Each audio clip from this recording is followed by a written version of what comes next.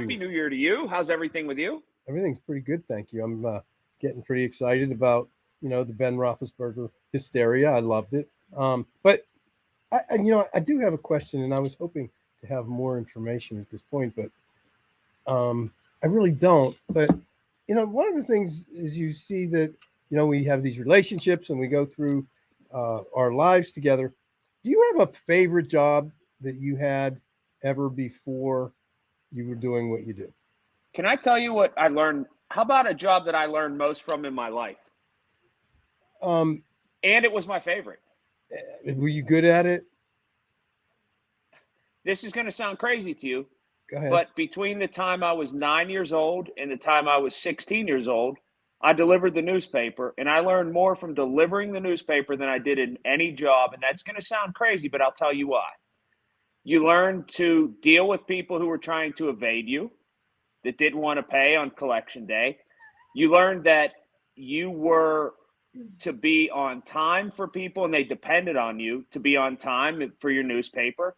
You also learned this because I also delivered to a senior citizen high rise. You learned compassion and you learned longing and you learned being nice to people because sometimes I understood, even at 12 years old and 13 years old, I was maybe the only person that those people would see all week. And they would talk to me and carry on a conversation. They were very kind and nice and gave me brownies and things like that. And I learned all of those things delivering the newspaper, and human contact really carried me through. And stuff I learned when I was 11 years old, I still keep to me to this day. I know that might sound crazy, but No, it's kind of delivering, cool. It's kind of cool. No, it's kind of cool. I think you got more out of it than most 12-year-olds would have. Most 12-year-olds would be saving their money and buying a new baseball glove. But well, yeah, wait, baseball. Wait, whoa, whoa, whoa, whoa. Baseball glove. Wait, wait. Hold on. I'm having a vision. I'm having a vision. Did you happen to work for the Pittsburgh Pirates as an intern ever? yes, I did.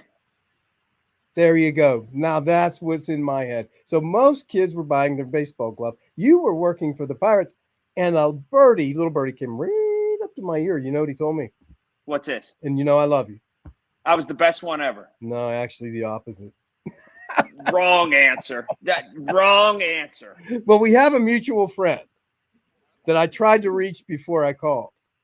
And his family's furniture used to be in my family's house. In other words, that was Alex Mosier.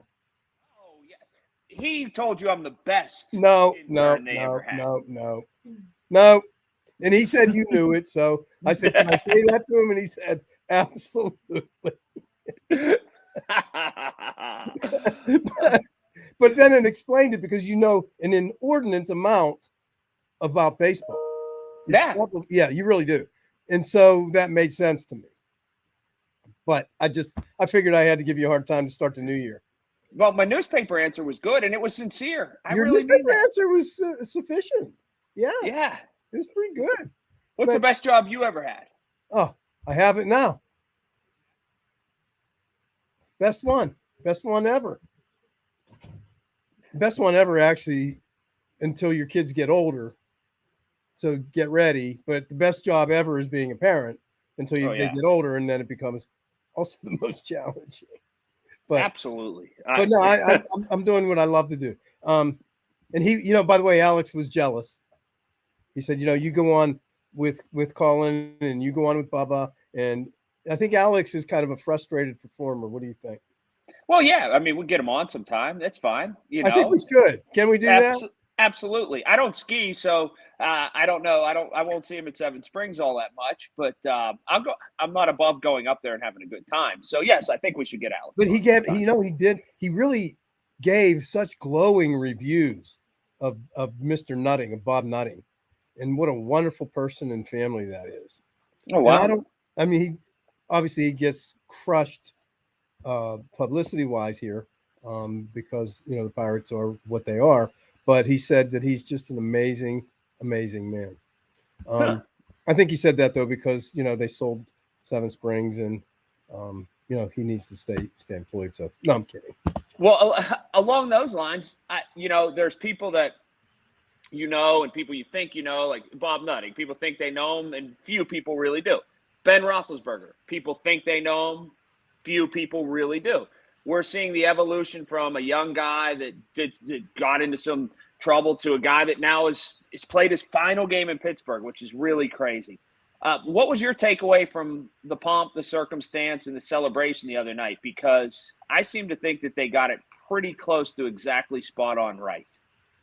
Well, if you look at that as an isolated, and just as a snapshot, not the movie, yes, I agree. The thing that bothers me, however, is 3 weeks ago, people were calling for his head on a platter. Get rid of Ben. He's terrible. And then we turn out in resounding numbers to deify him. That just bothers me. Not about Ben. There's nothing, Right. no reflection on Ben at all. But in terms of, you couldn't have written a screenplay with a more perfect ending, right? And I really thought, and I think Mike Tomlin was going to do this. He tried to call timeout. Yeah. And I thought maybe Ben would just heave one more downfield. I thought that would have been cool. Well, the stinking media got in the way and ran out on the field and screwed Yeah, it all up, as always. yeah. But I will tell you, and I will be very honest, the picture of he and his wife and his 3 kids walking down the hallway, I had a few tears. Wow. I did. I can't believe it's just now you're just now getting in touch with the fact that sports fans are fickle. And three weeks ago, those same fans that screamed and wanted to drive him to the airport are the same people that were at the game cheering them. You've consumed sports your whole life, and you're just now figuring this out, Richard? Well, the problem is I'm kind of a hypocrite because I was one of them. But we keep it real, right? I mean, we keep it real. We don't. This is not scripted, and so no. But what did you think?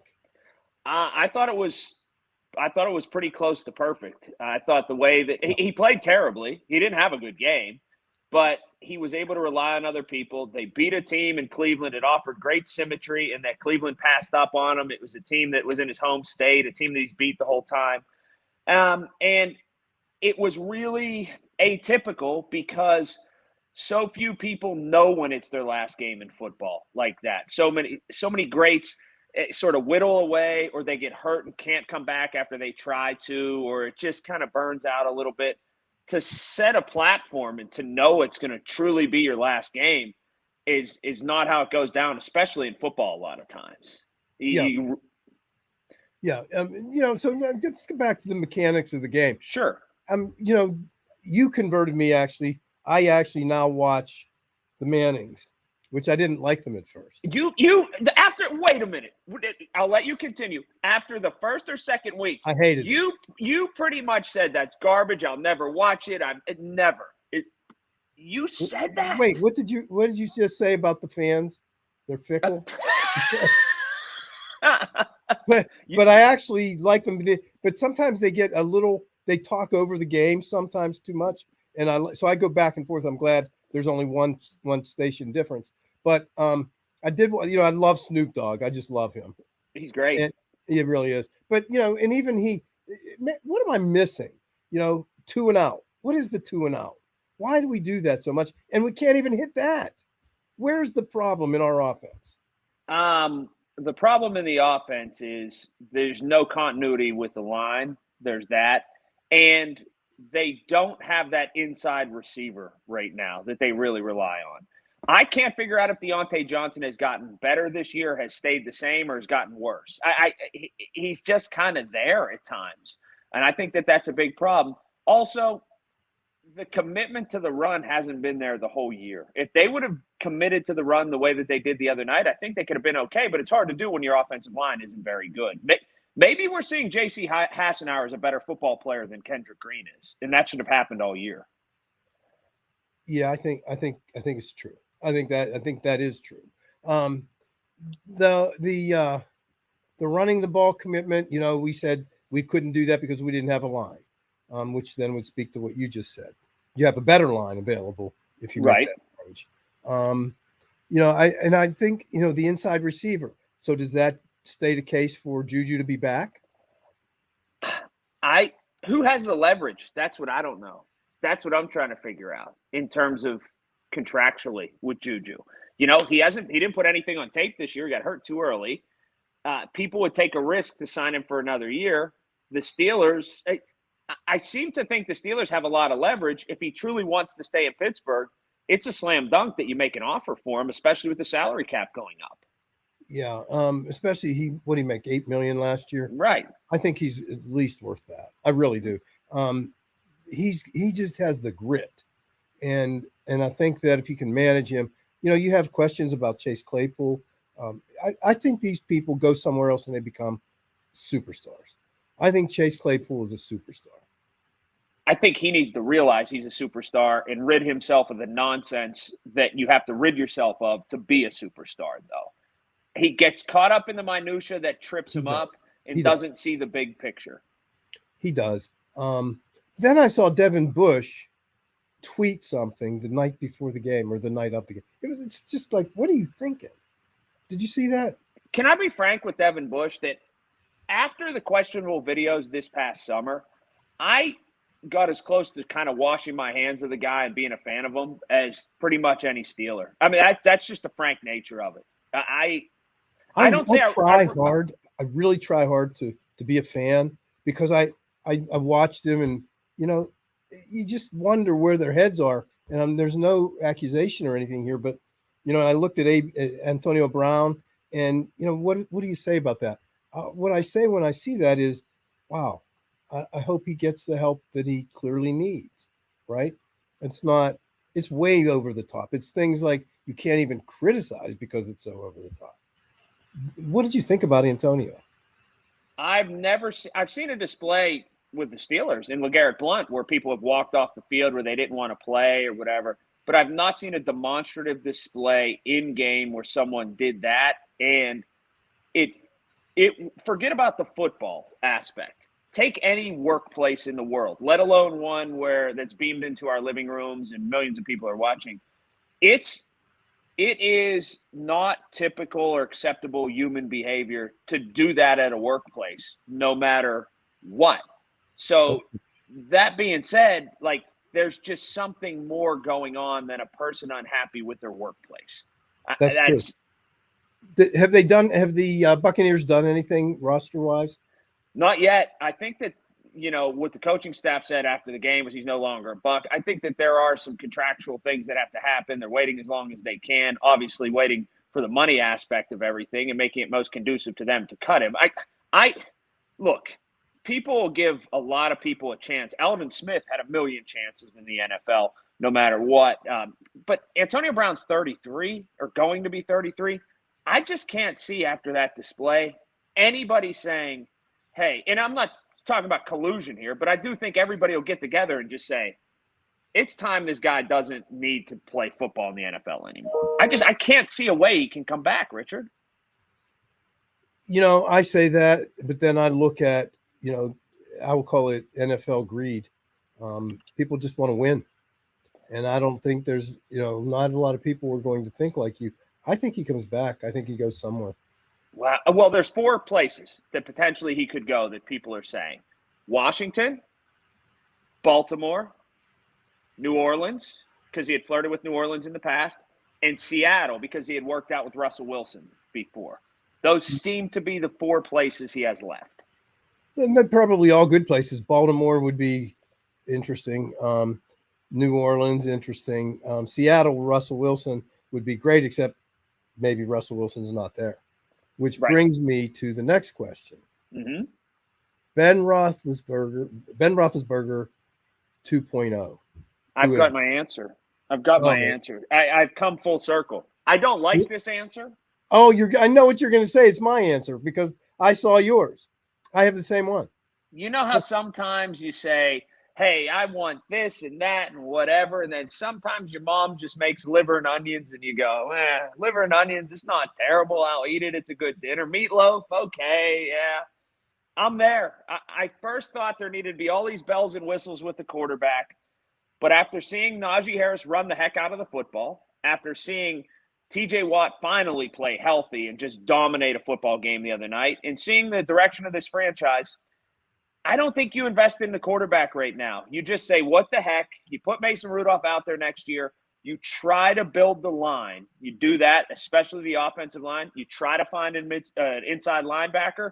You beef up in those two positions, and in a weird way, you take care of the quarterback last. And you get through 1 year with this quarterback, a bridge quarterback, and you figure it out next year. And I agree with you 100%. And not only do I agree with you because I think it's accurate, I really think that's the Steelers style. Yeah. I really do. I think that sounds like a typical, and listen, typical doesn't mean bad. I mean, it's gotten us to where we are with this franchise. So, but I believe it. Let me change the word from typical to consistent. There we go. So the starter of the 2022 first game of the regular season is, for you, Mason Rudolph? Mason Rudolph, 100%. The backup is who? Dwayne Haskins? I think it stays Dwayne, but you got to watch what's his name? He's Josh Dobbs. Josh is a good player. I agree. Yeah. So, and I wouldn't be, usually when somebody goes into the game as a backup, you always drop off. I always didn't mind him going into the game because he brought a different level of excitement to the game. I just think the consistency, as you pointed out, is probably where they're going to go with it. I did not want that to be my plan. I didn't want meatloaf. I didn't want liver and onions. I wanted something, but you wanted the filet. You kind of think about it, and maybe it's not the most awful thing in the world if you can beef up those other positions. Well, you go back to the basics. You go back to the Steelers' dominance on defense, build the defense. And that's where I think I'd start. You have some time invested in your offensive line already. I think I'd just really do everything to support TJ Watt and then, the offensive line, a couple people. But, you're going to have, isn't this Joe Hayden's last year? Yeah. Oh, yeah. This is it. But I think that Weatherspoon maybe got a contract out of his play the last month or so. So yeah, he's looked pretty good. Number 41 bothers me. I'm not sure who he is. Who's number Spillane? 41? Yeah, he bothers me. Tell me why he bothers you. He bothers me. He bothers me because I see him. No, I'm not going to say that. I think he pulls up on plays too soon. I don't like that. Like, go full speed. Yes, so he dogs them. Hey, I'm a fan. Don't take it out on me. There are times that I question what he's doing. I'm like, come on, man. He's there. He's 5 yards away. What if somebody hits him and he fumbles and you're just like jogging on up? No, man, full speed. Let's go. Hey, before we get out of here, I got to tell you, do you know the one guy in Western Pennsylvania that is wanting snow over the next couple weeks, that wants this forecast to continue snow? Me. You know why? No, why? F-150. F-150 is the greatest. It's the greatest invention ever. You turned this into a commercial. No, I didn't. I'm just telling you. It's liberating to be in a Macho Man vehicle and the snow come down. Just telling you. Yeehaw. Well, Steelers, a real quick prediction against Baltimore. Well, yeah, we didn't even touch on that. Right. Well, of course, I think they'll win. And wouldn't that be great to have them win? And I don't know about the second game, though. I don't know about Jacksonville. I don't think they go. I don't think the Steelers go to the playoffs. You want to hear something crazy? I think the Steelers will win, and I think that they may win pretty handily. And I think Jacksonville loses by a point in a heartbreaker. Well, that'd be cool. But, yeah, I don't want it. I want them to win. I'd love them to win. But I think Jacksonville turns into Jacksonville or leads much of the game and then screws it up at the end and leaves the Steelers out of the playoffs. It's so funny you say that because, man, I was watching something last night and I see this guy, with this really great hair, shaking his head and, just running his fingers through his hair. Yeah, like that, like me. This, yes, me. Yes. And I go, wow. And it's Trevor Lawrence. And I said, no. You don't like him. I don't. You've never liked him. I haven't. I always thought he was overrated. Yeah. And has he proven me wrong? The jury's still out because of what happened with the head coach, I think. Oh man, don't see when you start coming out endorsing products before you're a success. I mean, let's stay in your swim lane. play football, dominate the game. Then you want to come out and do hair products commercials? Well, like Okay. Baker Mayfield, who has 500 commercials and hardly any wins. I think Same thing. I think his commercials are fun. The shame of it is they're great. He's just not good at football. But So there's that. wow. You better check and see if those Pirates are hiring. Oh my gosh. Oh, well, I guess it was great. So no What are we going playoffs. to talk about? What are we going to talk about when football season's over? Figure something out. We've got lots of things. World events. That might get us in trouble. We'll figure it out. That's for sure. I But can't wait. we got football playoffs, Super Bowl. There's there's hockey. There's all kinds of situations happening. We have There's plenty to bore everybody with. no. And there's philosophical conversations about sports, which I actually like a lot more than just the games. Yeah, I do too. I enjoy it. Well, you have a different perspective, and your perspective is really, no matter what anybody says, no matter what anybody likes, your perspectives are so organic and so real that I really enjoy discussing those things with you. Well, thank you. And till next week, this is it.